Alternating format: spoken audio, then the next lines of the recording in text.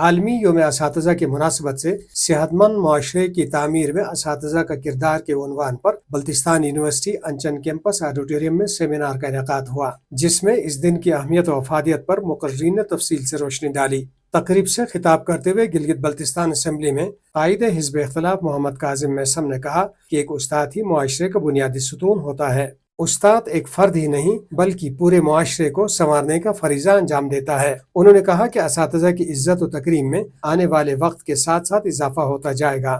تقریب سے بلتستان کے اولین استادوں کی نمائندگی کرتے ہوئے بوائز ڈگری کالج اسکردو کے سابق پرنسپل پروفیسر غلام حسن نے بلتستان میں تعلیمی شعبے کے ارتقاء پر تفصیل سے روشنی ڈالی۔ دیگر مقررین نے بھی تکریم اساتذہ کے موضوع پر سیر حاصل گفتگو کی۔ بعد میں سینئر اساتذہ کو سوینئرز پیش کیے گئے۔ آج ہم نے ایک پروگرام یہاں پہ یونیورسٹی اور ڈپارٹمنٹ آف ایجوکیشن کے کولیبریشن سے یہاں پہ یہ سیلیبریٹ کیا۔ Teacher he builders of nation ہوتے ہیں، وہیں قوم کو آکے لے کے چلتے ہیں، وہیں تمام قوم کی جتنی بھی ترقی ہوتی ہے وہ ٹیچر کے اوپر منحصر ہوتی ہے۔ اس حوالے سے یہ پروگرام آج ہم نے یہاں پہ سیلیبریٹ کیا تھا۔ ہم نے یہاں پہ مدعو کیا تھا ہمارے وہ ٹیچر صاحبان جو اس اسکردو شہر کے اندر جو پہلے اولین ٹیچرز یہاں پہ اپائنٹ ہوئے تھے، وہ انہوں نے اپنی خدمات سر انجام دی تھی۔